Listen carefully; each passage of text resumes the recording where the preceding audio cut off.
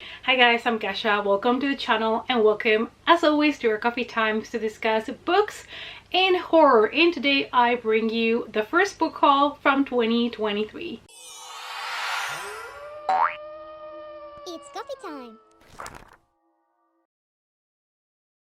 So honestly, I have been really good at not just buying books like crazy. I feel like I've done a really good job controlling myself. I've also not been like to the stores to physically go and buy books.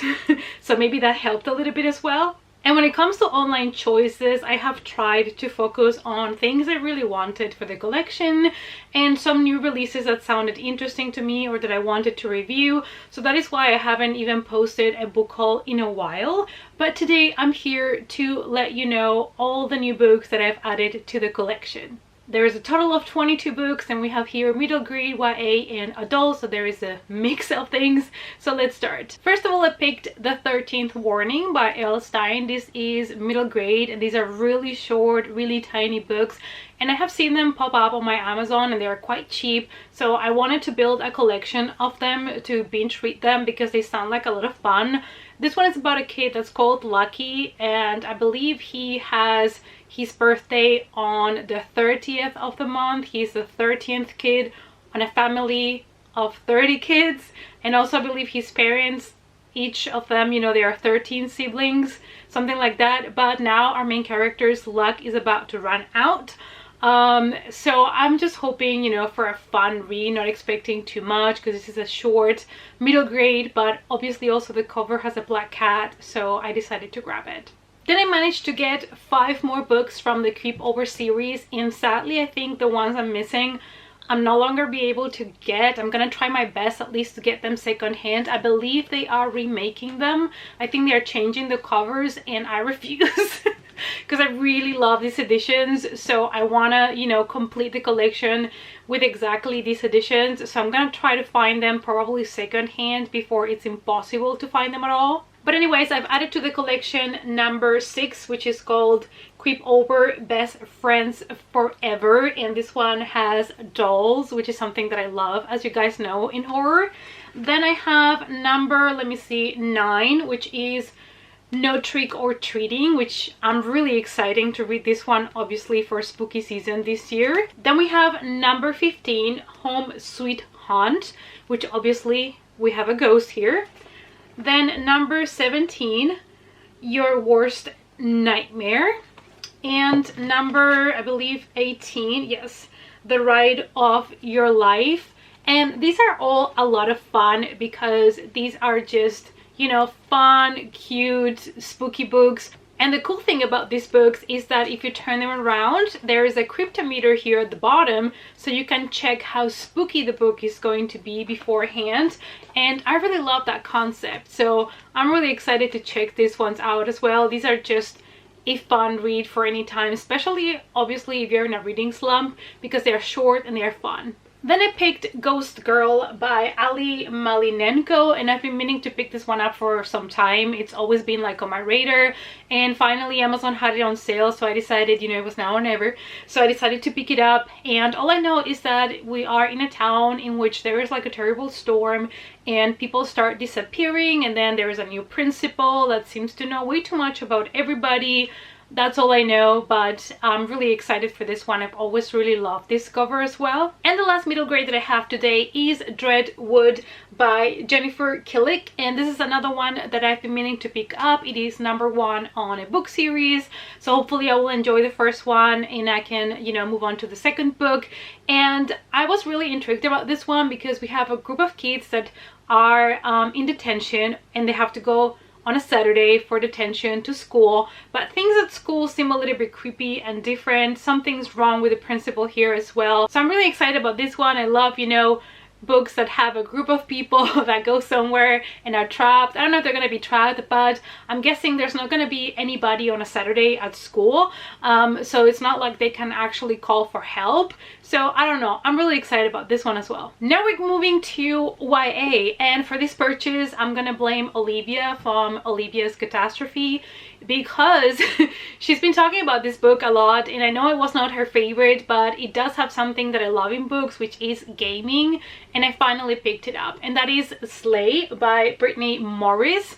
And I think this is contemporary sci-fi. I don't think this is horror at all. And I'm really excited about this one because it is about a role-playing card game online or something like that, and I love books about games. Like Ready Player One was one of my favorites, but that was very specific because it had a lot of Easter eggs from the 80s, so that is totally my jam.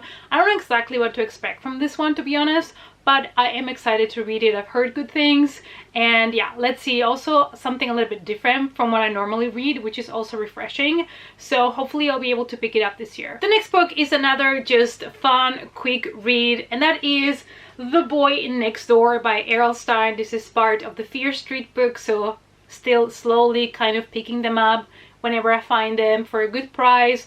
So this is another one that I was able to pick up and add to the collection, and I love to add these ones to my TBR here and there, especially for readathons, or when, you know, I haven't read much in a month and then I can just finish a book really quickly and you feel a little bit better about yourself. Same goes for point horror books, because I also managed to get a copy of Homecoming Queen by John Hall, and this one's, I've mentioned it 1,000 times, but these are really hard to find for me. So as soon as I saw this one, I was like, buy that right now.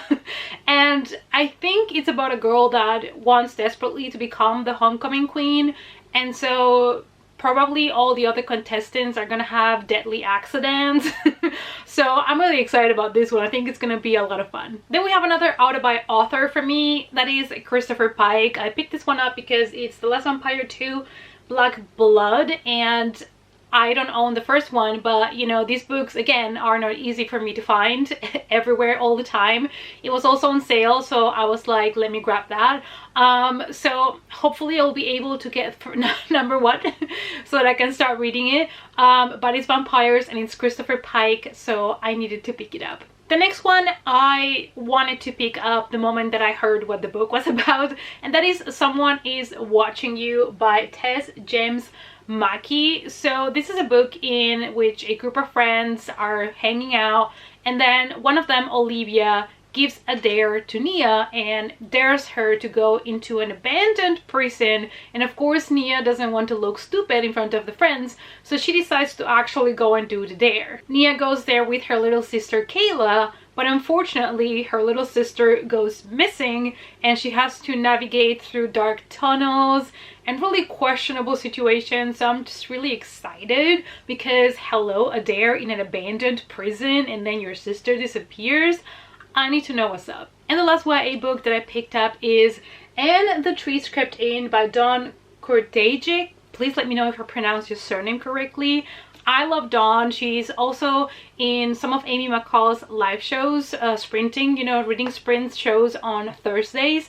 And I do have other books by her, but I didn't own a copy of this one, so I wanted to pick it up because it sounds also perfect for a kind of like a moody, rainy weekend. It is about a manor that seems to have a curse on it, and also it has mixed media, which is something that I love, and obviously something that is in the woods.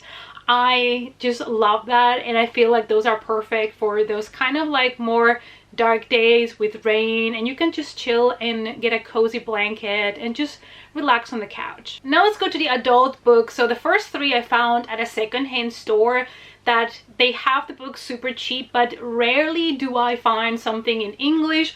But what was my surprise when I found one of the books I've always wanted to check out, and that is We Need to Talk About Kevin by Lionel Shriver. So this one, I have avoided the movie. I have avoided any spoilers or anything about the book, so I honestly don't really know much about this. But I've heard that this is one of the most messed up books that exist, so I need to read it because I really want to know what it's about, because like I said, I've stayed kind of spoiler free. I don't really know what's going on here, so I want to go into it and just enjoy the ride. But I have noticed that it's quite chunky and the font in this one is quite small. So this one might take me a while to go through, but I'm just excited to see what's all about. And in that same secondhand store, I found 2 Dean Koontz books, and honestly I paid like less than €1 for each of these, so I felt like I could just pick them up and see if I enjoy them or not, and if not, I could just donate them back to the store. So the first one is Dean Koontz Winter Moon. I think it's more of a detective story more than horror, but still, you know, sometimes a good thriller is a nice thing to read. But I did read something about some possible cultish fanatics in the book, so I'll have to see that. And it's also based on Hollywood. I think the movie industry is involved somehow, so it might be an interesting thriller for me. And this one he actually wrote under the name of Leigh Nichols. It now has been republished, obviously, with Dean Koontz, and it's called The Eyes of Darkness. I don't know much about this. I think there is an actress called Tina that loses her kid, and she's still dealing with the death of her kid, and she has like a new TV show coming up or something like that, but she's still dealing with a lot of grief.